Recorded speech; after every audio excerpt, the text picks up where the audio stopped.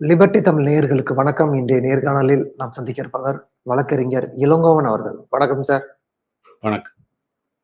இசைஞானி இளையராஜா அவர்கள் ஆன்மீகத்துல அதிக ஈடுபாடு உடையவர் அப்படின்னு எல்லோருக்குமே தெரியும்.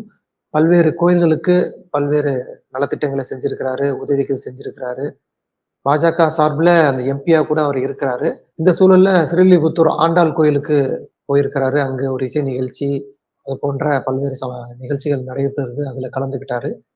அப்போ அந்த கோயில் கருவறை பக்கத்துல இருக்கிற அந்த மண்டபம், அர்த்த மண்டபம்னு நெனைக்கிறேன். அந்த மண்டபத்துக்குள்ள போகும்பொழுது, இந்த ஜீயர்கள், பட்டர்கள்லாம் போறாங்க. அவர்களோடு தொடர்ச்சியாக இளையராஜா அவர்களும் போறாரு. அங்க நிப்பாட்டிட்டு, "நீங்க இங்க உள்ள வரக்கூடாது. நீங்க வெளிய போய் நில்லுங்க" அப்படிங்கிறாங்க. அவரும் வெளிய வந்து நிக்கிறாரு.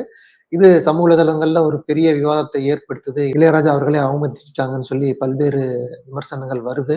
இன்னொரு புறம் வந்து அந்த கோயிலுடைய நடைமுறையே இதுதான். அதனால இதுல தப்பில்லன்னு சொல்லி ஒரு மாறுபட்ட விமர்சனங்களும் வருது. உங்களுடைய பார்வை என்ன சார் இந்த விஷயத்துல? இன்றைய நிகழ்ச்சி திரு இளையராஜா அவர்களால் அனைவருக்கும் ஒரு ஒரு ஒரு என்ன சொல்ற இளையராஜாவுடைய வெளிச்சத்துல பலருக்கு இன்றைக்கு இருட்டறை எது, உண்மை எது அப்படிங்கிற தெளிவிற்கு வழிவகுத்திருக்கு. அதனால முதல்ல இளையராஜாவிற்கும், அடுத்தது அந்த ஜீயர்களுக்கும் பட்டர்களுக்கும் சேர்த்து நாம் நன்றி சொல்லணும். அது என்னன்னா, இந்தியாவில் உலகெங்கிலும் இல்லாத ஒரு நடைமுறை இருக்கு. அது அனைவரிடமும் இல்லை. இந்து மதம் என்று சொல்லிக் கொள்ளும், தனக்கு வேறு பெயர் இருக்கிறது அப்படின்னு சொல்லிக் கொள்ளுகிற சனாதன தர்மத்துல இருக்கு. அதன்படி அனைவரும் ஓரிடத்திற்கு செல்ல இயலாது. இந்த நாட்டுல ஒரே நாடு ஒரே தேர்தல்னு சொல்லுவாங்களே தவிர, ஆனா அனைவரும் ஓரிடத்தில் நின்று இறைவனை தொழ இயலாது என்கிற தர்மம் தான் சனாதனம். அது கடவுளின் அருகில் செல்லும் போது கூட ஒரு படிநிலையை கொண்டிருக்கிறது அப்படிங்கிறத சொல்றோம். இது எப்படி உருவாயிருக்கும் யோசிச்சு பாருங்க. ஒரு இயேசுநாதர் அப்படின்னு ஒருவர் இருந்தார். அவர் யூத மதத்தை தழுவி, அவங்க அப்பா அம்மாலாம் யூத மதம்னு இருந்தாங்க. ஒரு யூத மத குருவாக இருந்தார். ஆனால் அவர் படித்த பழைய ஏற்பாடு என்ன சொல்லுகிறதோ அதன் வழி நடந்த பொழுது, அந்த இறைவன் தன் மகனை அனுப்புவான் அப்படிங்கிறது கொட்டிய வாழ்வில் அவர்தான் அந்த கடவுளால் அனுப்பப்பட்ட அல்லது கடவுளின் மகன் அப்படின்னு ஒரு வழியை ஏற்றுக்கொண்ட மக்கள் உலகெங்கும் ஒரு மதத்தை உருவாக்குறாங்கன்னா அது கிறிஸ்தவ மதம் அப்படின்னு சொல்றோம். அப்போ அந்த மதத்தினுடைய வழிமுறைக்கு அல்லது அது இப்படிதான் இருக்கணும் என்பதற்கு இயேசுநாதரை சொல்றோம். அடுத்தது இஸ்லாம். திரு முகமது நபி அவர்கள் இதற்கு விதிகளை வகுத்திருக்கிறார். அதன்படிதான் இந்த மார்க்கம் இருக்கும், இந்த வழி இருக்கும், இதன் மூலமாக நம் இறைநிலையை அடையலாம்னு அந்த வழி இருக்கு. சீக்கிய மதம் பார்த்தீங்கன்னா அதற்கு ஒரு கிரந்தம் இருக்கு, அதற்கு ஒரு குரு இருக்கு, அதன்படி இருக்கு. இப்ப இது எல்லாருமே அங்க போனாங்கன்னா சமமா இருக்காங்க. அந்த விதிகள் ஏற்கப்பட்டதுன்னு இருக்கு. ஆனா இந்த அர்த்த மண்டபத்திற்குள் பட்டர்கள் மட்டும் நுழையலாம், ஜீயர்கள் நுழையக்கூடாது என்று விதியை ஏற்படுத்தியவர்கள் யார்? நல்லா கவனிங்க. நீங்க நானும் எல்லாரும் சேர்ந்து இந்திய அரசியல் சாசனத்தை எழுதியதாக இந்திய அரசியல் சாசனம் சொல்லுது. 1950 இந்த அரசியல் சாசனம் நடைமுறைக்கு வருகின்ற நாளில் எத்தனையோ கோடி பேருக்கு எழுத படிக்க கூட தெரியாது. ஆனாலும் அந்த இந்திய அரசியல் சாசனத்தை மீறுபவர்களுக்கு என்னென்ன தண்டனைன்னு இருக்கு. இன்னைக்கு யுஏபிஏ தண்டனைன்னு இருக்கு. பல தண்டனைகள் இந்தியன் கான்ஸ்டிடியூஷனை எதிர்த்தீங்கன்னா உங்களுக்கு இருக்கு. இன்னைக்கு நக்சலைட்டுகள் ஏன் தவறானவர்கள் என்று சொல்லுகிறாங்கன்னா நல்லா கவனிங்க. நக்சலைட்டுகள் ஏன் தவறு அப்படின்னு சொல்றாங்கன்னா, அவர்கள் இந்திய அரசியல் சாசனத்தை மறுதலிக்கிறார்கள். அப்ப வி த பீப்புள் ஆஃப் இந்தியான்னு சொல்லி நாம் எழுதிய இந்திய அரசமைப்பு சட்டத்தை ஏற்காமல் மறுக்கிறாங்கன்னா அவங்க கூடாதவர்கள் அப்படின்னு ஒரு அர்த்தம் இருக்கு. இல்ல ஒவ்வொரு கோயிலுக்கும் பழமையான கோயில்களுக்கும் ஒரு மரபு உண்டு, பழக்க வழக்கம் உண்டு. அதன்படிதான் அந்த புரோகிதர்கள், அந்த பட்டர்கள் அனுமதிக்கப்படுறாங்க. கோவிலுக்கு இருக்கிறதா அவங்க மதத்துல இருக்கா? இல்ல அறநிலையத்துறையே விளக்கம் கொடுத்திருக்கிறாங்க. இல்ல அந்த அறநிலையத்துறை அந்த விதியை வகுத்தது யார்? இந்திய அறநிலையத்துறையா வகுத்தது? இந்து அறநிலையத்துறை அமைச்சரவையா வகுத்தது? கொஞ்சம் சொல்லுங்க. நான் அதுக்குதான் உங்களுக்கு படிப்படியா சொல்லிட்டு வந்தேன். அப்பதான் இந்த கேள்விக்கு அர்த்தம் பொதுமக்களுக்கு எல்லாம் புரியணும்னு இல்லையே. அப்போ இந்தியன் கான்ஸ்டிடியூஷனை நான் மீறினா அது தப்பு. ஏன்னா நான் எழுதி கொண்டதாக அர்த்தம். அதில் உள்ள அனைத்து நன்மைகளும் என்னை சேருகிறது. 18 வயசானா என்னென்ன உரிமைகள்னா ஆட்டோமேட்டிக்கா எனக்கு வருது. எனவே அதை நான் ரெஸ்பெக்ட் பண்ணணும். அப்படி பண்ணலன்னா அது தவறுன்னு சொல்றீங்க. அதனாலதான் நக்சல் தவறுன்னு சொல்றீங்க. அதனாலதான் நகர்ப்புறத்தில் ஒருவர் நக்சலாக இருந்தால் அர்பன் நக்சல் அப்படின்னு சொல்லும் பொழுது அது தவறான கருத்தாக அமைகிறது. நல்லா புரிஞ்சுக்கோங்க. சும்மா ஒருத்தனை கூப்பிட்டு அர்பன் நக்சல்னா என்ன தப்பு? நக்சலா இருந்தா என்ன தப்பு சொல்லுங்க. நக்சல் என்ன செஞ்சாங்க? நக்சல் என்று உருவாகிறதுக்கு அர்த்தம் என்ன? அனைவருக்கும் அனைத்தும் கிடைக்கணும்னு சொன்னவங்க தான் நக்சல். அப்படின்னும் போது அர்பன்ல அப்படி எல்லாருக்கும் வீடு இருக்கணும், எல்லாருக்கும் கல்வி இருக்கணும், எல்லாருக்கும் மருத்துவம் இருக்கணும்னு ஒருத்தன் கேட்டா அர்பன்ல இருந்தான்னா அர்பன் நக்சல் என்ன தப்பு? என்ன தப்புனா இந்த நக்சல் மூவ்மெண்ட் இன்றைக்கு இருக்கிற நக்சல்ஸ் இந்தியன் கான்ஸ்டிடியூஷனை ஏத்துக்கல. அது தப்பு. நீங்க இதை எழுதிட்டு அது தப்புன்னு சொல்றீங்க அப்படின்றதுதான். அதே மாதிரிதான் இன்னைக்கு சட்டமன்றத்துல நீங்க இல்ல, பாராளுமன்றத்துல நீங்க இல்ல. ஆனா ஒரு சட்டம் ஏற்றுறாங்க. அந்த சட்டத்தை மீறினா உங்களை ஜெயில போடுறாங்க. நீங்களா கையெழுத்து போட்டீங்க இந்தியன் பீனல் கோடுக்கு? இல்ல. ஆனா ஏன் ஒருத்தர் கொலை பண்ணிட்டா சிறைக்கு அனுப்புறாங்க? அது போன்றது. அப்போ நாம எல்லாரும் எடுத்துக்கிட்டோன்னு ஒரு டெமோக்ராட்டிக் செட்டப்ல நம்ம எம்எல்ஏவை தேர்ந்தெடுக்கிறோம், எம்பியை தேர்ந்தெடுக்கிறோம், அவங்க மந்திரி சபை இருக்கு, சட்டம் இயற்றுறாங்க, நம்ம ஏத்துக்கிறோம். கோவிலுக்கான சட்டத்தை இயற்றியது யார்? சரி இருங்க, ஒவ்வொரு கோவிலுக்கும் ஒரு மரபு விதி இருக்குன்னா யாருங்க சொன்னாங்க? அந்த ஊர் சொல்லிச்சா? ஸ்ரீவில்லிபுத்தூர்ல ஒரு ஆலயம் இருக்கு, ஆண்டாளுக்கான ஒரு ஆலயம். அந்த ஆலயத்தை கட்டி எழுப்பியது யார்? அந்த ஆலயத்திற்கு நிலம் கொடுத்தது யார்? ஜீயர்களா? பட்டர்களா? அந்த ஆலயத்தின் சுவர் எழுப்பியது யார்? ஜீயர்களா? பட்டர்களா? அந்த ஆலயத்தில் உள்ள உற்சவர்கள், மூலவர்கள், சிலைகளை செய்தது யார்? ஜீயர்களா? பட்டர்களா? யாருமே இல்லைங்க. நிலம் கொடுக்கல, கோயிலுக்கு செலவு பண்ணல, எதுவும் பண்ணலன்னா அப்போ இந்த ஆலயத்தை நாம் நிறுவி விட்டோம், இன்றிலிருந்து இந்த ஆலயத்திற்கு தொழுகைக்கு மக்கள் வரலாம் என்று சொல்லிட்டோம், வணங்குறது. ஆனால் இந்த இடம் வரைதான் இவர்களுக்கு அனுமதி, அடுத்த 5 அடி வரை இவர்களுக்கு அனுமதி, அதுக்கு அடுத்த இடங்களுக்கு இவர்களுக்கு அனுமதி இல்லை என்ற விதியை வகுத்தது யார்? கொஞ்சம் சொல்லுங்க எனக்கு. யாருக்காவது சொல்ல தெரியுமா? இந்து அறநிலையத்துறை அறிக்கை விட்டாங்கன்றீங்களா? அவர்களே நம்ம கேள்வி கேட்போம். எந்த நேரத்தில் இந்து அறநிலையத்துறையில் சுற்றறிக்கை அனுப்பினீங்க? எப்பொழுது எதை ஏற்றுக்கொள்ளலாம்னு சொன்னீங்க? இதைத்தான் சொல்லுகிறோம். நீங்கள் நம்பி ஏற்றுக்கொள்ளக்கூடிய மதம் என்பது உங்களுடையது அல்ல. உங்களுடைய மதம்னா சீக்கிய மதம் மாதிரி அனைவரும் சமமா இருக்கணும். உங்களுடைய மதம்னா இஸ்லாமை ஏற்றுக்கொண்டவர்கள் மாதிரி அனைவருக்கும் அனைத்தும் சமம் இருக்கணும். தொழுகை நடத்துற இடத்துல சர்ச்சில் இருக்கிற மாதிரி இருக்கணும். ஆனா கோவில்ல அப்படி இல்லை. இதுதான் விதி. நல்லா கவனிங்க. ஆண்டாள் இதுல என்ன சொன்னாங்க? இது ராமானுஜர் எங்களுக்கு அப்படிதான் சொல்லிட்டு போனாருன்னு சொல்றாங்க. ராமானுஜருக்கும் அந்த கோயிலுக்கு என்ன இருக்கு? ராமானுஜர் ஒரு ஒரு ஒரு சோசியல் ரிஃபார்மர், ரிலிஜியஸ் சைட்ல இருந்து அவர் சாதிகளை கடந்து ஒரு மதத்தை உருவாக்கியதற்கு பெயர் பெற்றவர், சாதி அடையாளங்களை அழித்தவர் அப்படிங்கிறதுக்கு அவர் பெருமை இருக்கு. அப்போ அவர் இன்ன நாட்கள் போகக்கூடாதுன்னு சொன்னார்ன்றது நம்ம எப்படி இந்த பக்கம் ராமானுஜர்னு எடுத்தோம்னா, பிறவியால் ஒருவன் வைணவன் அல்ல.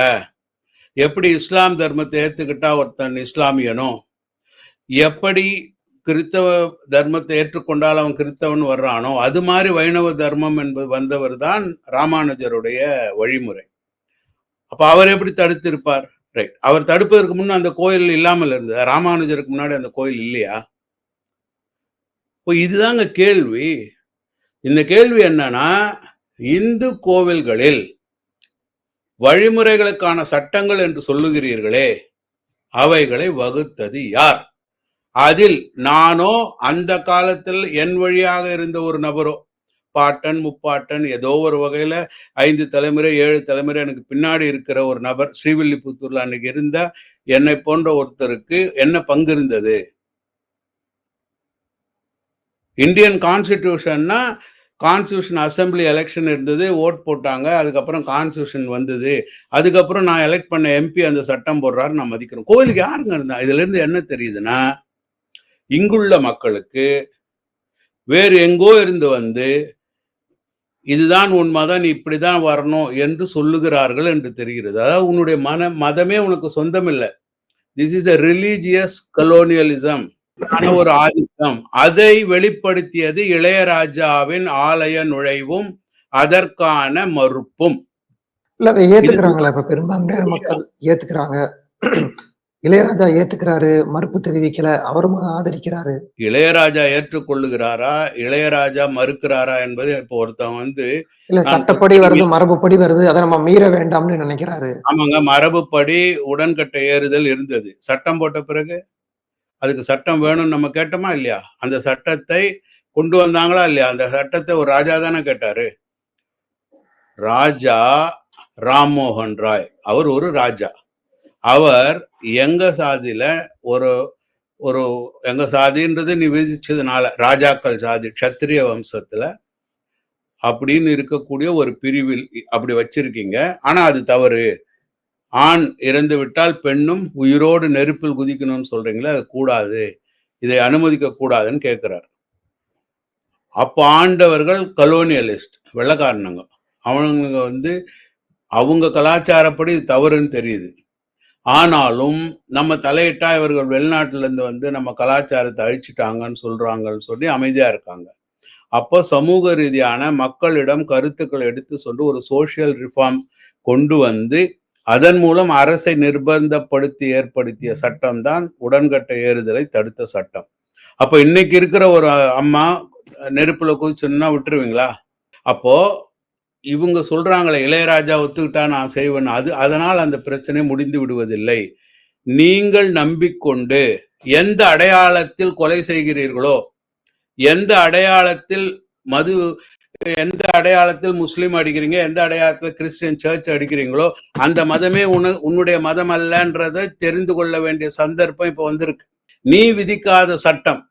ஏங்க நீங்களே உங்களுக்கு சட்டம் விதிச்சுப்பீங்களாங்க? இதுக்கு மேல நாங்கெல்லாம் போகக்கூடாதுன்னு சொல்லி சொல்லுங்க. நம்பிக்கை உள்ளவர்கள் சட்டமா? அப்படி என்றால் இளையராஜா தெரிந்தே மீறினார்னு சொல்ல வரீங்களா நீங்க? இப்ப இளையராஜா இன்னைக்கு புரட்சி பண்ணாரா? ஒரு ஆலயத்தின் விதிகளை நான் உணர்ந்து, நான் இதுதான் இந்த ஆலயத்தின் விதி, இதுதான் என் மதம் சொல்லுகிறது, என் வழி சொல்லுகிறதுனா, இன்றைக்கு நான் ஒரு ஸ்டெப் உள்ள எடுத்து வச்சேன்னா அப்போ நான் விதி மீறி இருக்கிறேன் என்று சொல்ல வருகிறீர்களா? இளையராஜாவை போய் கேட்போம், அந்த விதின்னு ஒண்ணு இருக்கிறது நீங்க ஏத்துக்கிறீங்களான்னு. அந்த விதியை நீங்கள் உங்க முன்னோர்கள், உங்க பாட்டன்மார்கள் உங்களுக்கு சொல்லி கொடுத்தாங்களான்னு சொல்லி நல்லா புரிஞ்சுக்கோங்க. வைணவ மதம் செய்வதே மிகப்பெரிய தவறு. வைணவ மதத்தின் வழியாவே இது தவறு. வைணவ மதமே என்ன செய்யுதுன்னு கேட்டீங்கன்னா, வேறு ஒரு மதத்தினுடைய அடையாளத்தை எடுத்துக்கொண்டு நீங்க ஐயங்கார்னு எப்படி ஒரு விதமானவங்க உருவாங்கினாங்க? வைணவ மதத்துல மட்டும் ஒரு பிராமணிசம் எப்படி வந்துச்சு? நீங்க எழுதின வைணவ மத வரலாறே படிங்க, ராமானுஜர் வரலாறு. பலரும் வைணவர்கள் ஆனாங்க. ஆனா அதுல ஒருத்தர் ஜீயர் ஆக முடியல, பிறவியாலே வருதைய. அப்ப அது வைணவ மதமே இல்லைன்றா. அதுவும் பிராமண மதம் தான். இது உண்மையான வைணவ மதமா இருந்தா சீக்கிய மதம் போல பிறக்கிற அனைவருக்கும் சமமான உரிமைகள் அந்த மத வழியில இருக்கணும். பிறக்கிற அனைவருக்கும் சமமான உரிமைகள் இல்லாத ஒரு மதம் என்றால் அது இந்தியாவின் மதம் அல்ல, இந்தியாவின் சமயம் அல்ல. அதுதான் நம்ம சொல்ல வரோம். இளையராஜா ஒரு பிரபலமா இருக்காரு. பாஜகவுடைய ஒரு முக்கிய பொறுப்புல இருக்காரு. ஒரு ஆன்மீகத்துல ஈடுபாடு இருக்கிறாரு. அவருக்கே இந்த நிலை அப்படிங்கிற போது, மத்தவங்களுக்கெல்லாம் எப்படின்னு ஒரு கேள்வியும் எழதான் செய்யுது. ஆனா இன்னொரு புறத்துல வந்து, இந்த பழக்கவழக்கங்கள வந்து சாதியா பார்க்காம, இது உடைஞ்சுச்சுன்னா அந்த மொத்த கட்டுப்பாடுகளும் உடையும் அப்படின்னு ஒரு விமர்சனம் வருது. இதெல்லாம் எப்படி பார்க்குறீங்க? கட்டுப்பாடு பத்தி எனக்கு பிரச்சனை இல்லைங்க. விதிச்சது யார்? எவனோ ஒருத்தன் இந்த ஒட்டுமொத்த மக்களுக்கும் கட்டுப்பாடு விதிச்சா நான் எப்படி ஏத்துப்பேன்? இந்த கட்டுப்பாடை நானே விதித்துக் கொண்டிருக்க வேண்டும். நாங்க ஒரு 30 கோடி 300 கோடி மக்கள்னு வச்சுக்கோங்க. வைணவர்களா இருக்கோம் அப்படின்னு வச்சு நான் பிரச்சனையே இல்லை. நாங்கள் விதித்துக் கொண்ட கட்டுப்பாடா இருந்தால் மீறுவது தவறுதான்.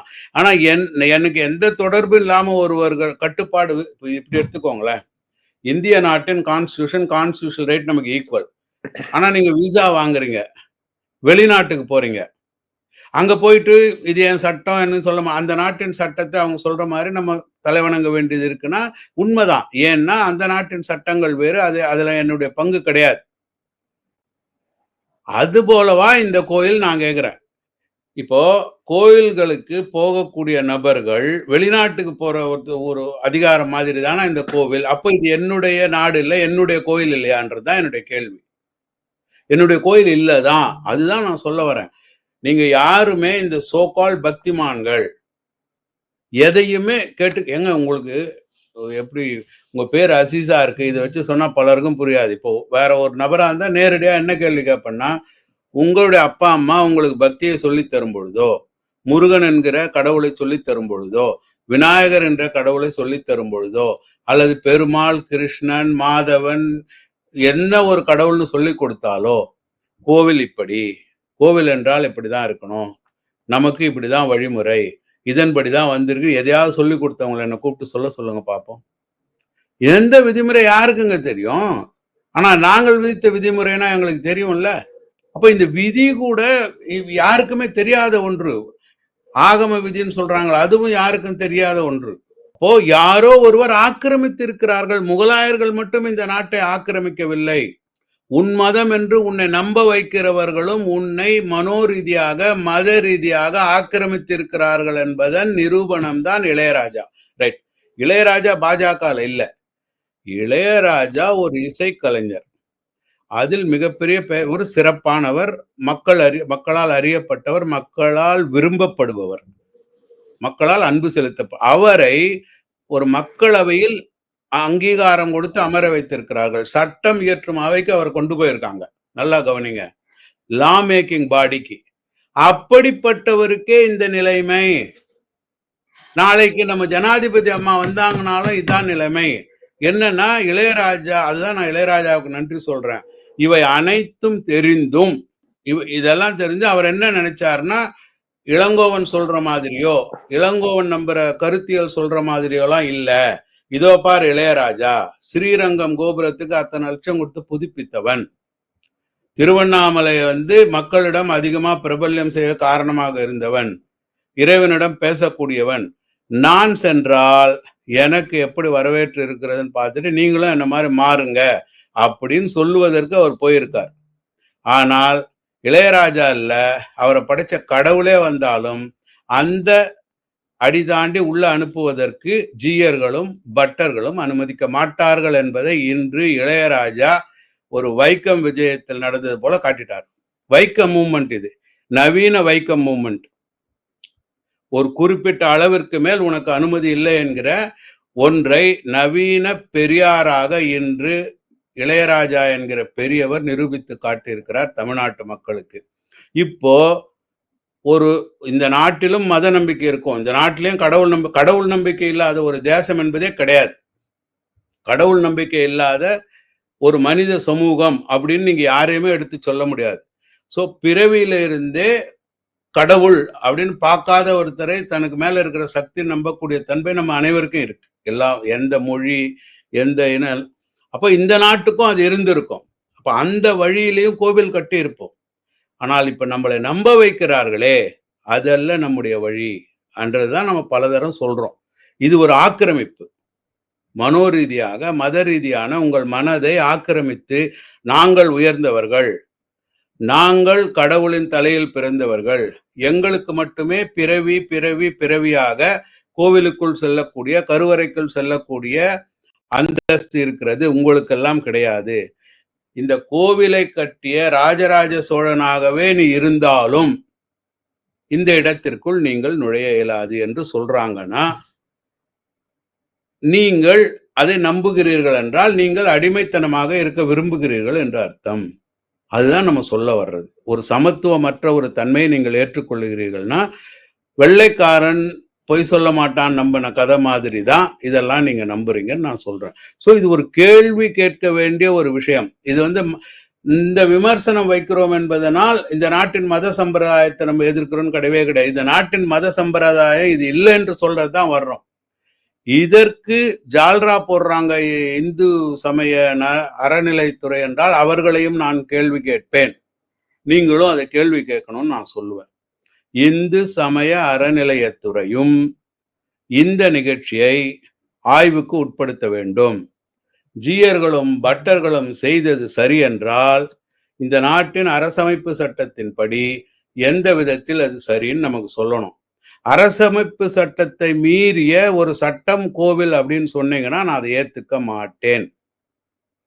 எந்த ஒன்றும் அரசமைப்பு சட்டத்துக்கு உட்பட்டது. அதை மீறிய ஒன்று இருக்கிறது. அதுதான் பட்டர்களும் ஜீயர்களும்னா அப்ப இந்த கான்ஸ்டிடியூஷன் அவங்களுக்கு apply பண்ணாதுன்னா there is something wrong. அந்த விஷயத்தை டிபேட் பண்ணக்கூடிய ஒரு வாய்ப்பை, புரிந்து கொள்ளக்கூடிய ஒரு வாய்ப்பை திரு இளையராஜா அவர்களின் ஆண்டாள் கோவில் விஜயம் நமக்கு கொடுத்திருக்குன்னா அதற்கு அவருக்கு நாம் நன்றி சொல்ல கடமைப்பட்டிருக்கிறோம். நன்றி சார். நிறைய நல்ல பயனுள்ள தகவல்களை நீங்க சொல்லியிருக்கீங்க. உங்களுடைய நேரத்துக்கு மிக்க நன்றி. நன்றி ஆசிஷ்.